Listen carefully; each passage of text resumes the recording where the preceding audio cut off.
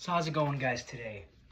Thank you for being here, and I just wanted to let you guys know a little bit about myself first. My name is Anthony Pistorio. I'm here for a communications class, and today we are ultimately going to be talking about one of the biggest problems in our world today, which is, as you know, concussions and concussions in the sports world. Now let's talk for a second here, all right? What is the biggest thing for guys?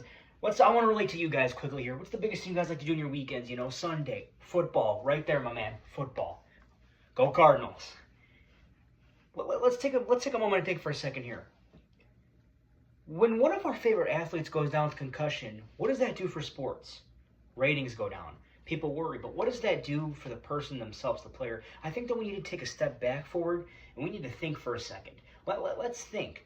That player goes through trauma, helmets. You know, we gotta think here for a second, guys, and say to ourselves, what can we do with our families, just like these athletes, to help each other? And I think that it's essential for people to understand that concussions are one of the worst sports injuries in the world, and just injuries in the world in general today. So let's take a moment forward here. Let's think for a second here, all right? Doctors all around the world are here to limit concussions, right? We've got pharmacies, therapists, doctors, hospitals all around the world, and the number one thing that keeps coming up is concussions, brain trauma, and how this can relate back and really affect someone later on in their life.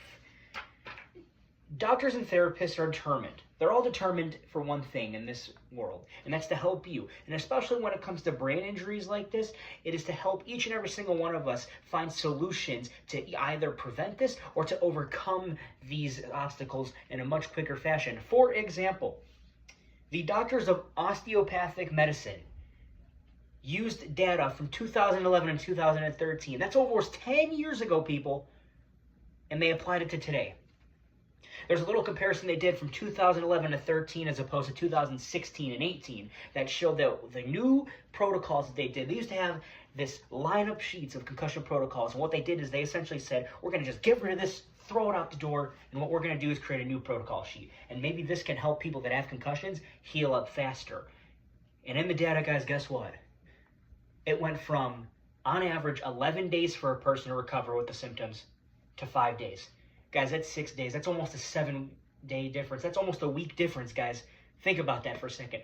That's a 1 week difference in recovering from a concussion, and that is very vital to people, all right?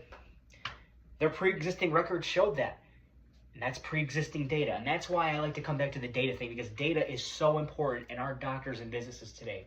We have to look back to take a step forward, and that's truly what I believe in, all right? We take another look forward to, let's think, oh yeah, that's good and all, You know, we're helping concussions, people who have them.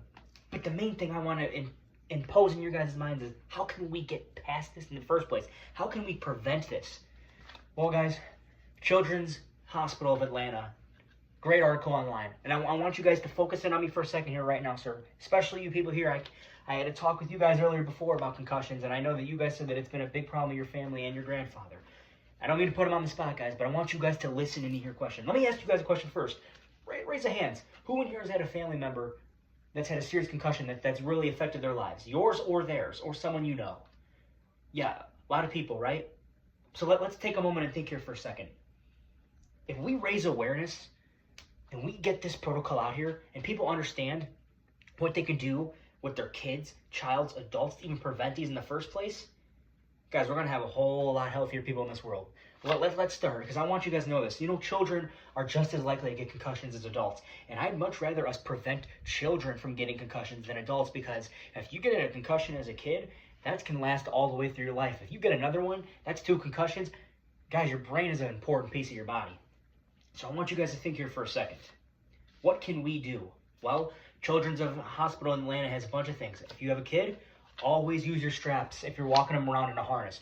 Use your seatbelt. Guys, they have these things created for reasons, all right? Don't let another child hold your baby. That's a big one. I know a lot of you families like to get together and do that.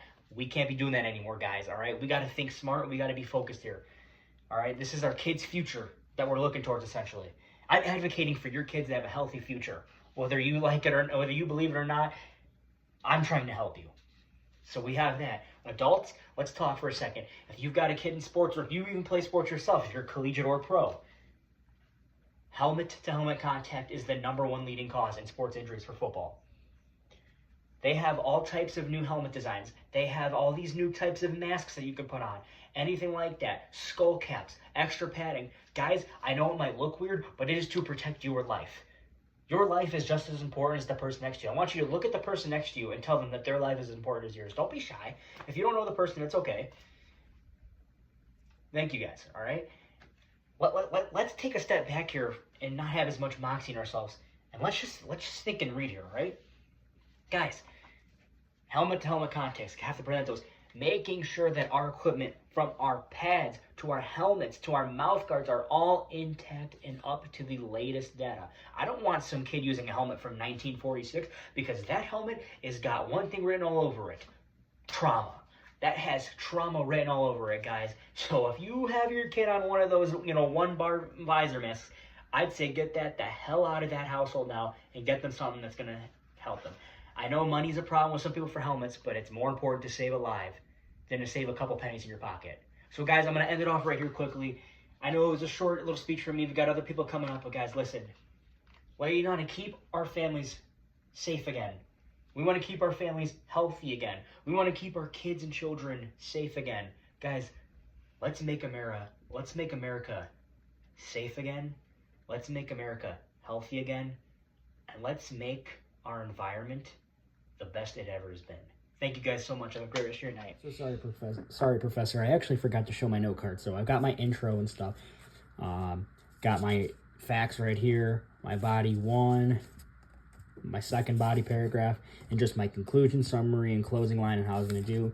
I know it's not the neatest. I was trying to rush it through last second.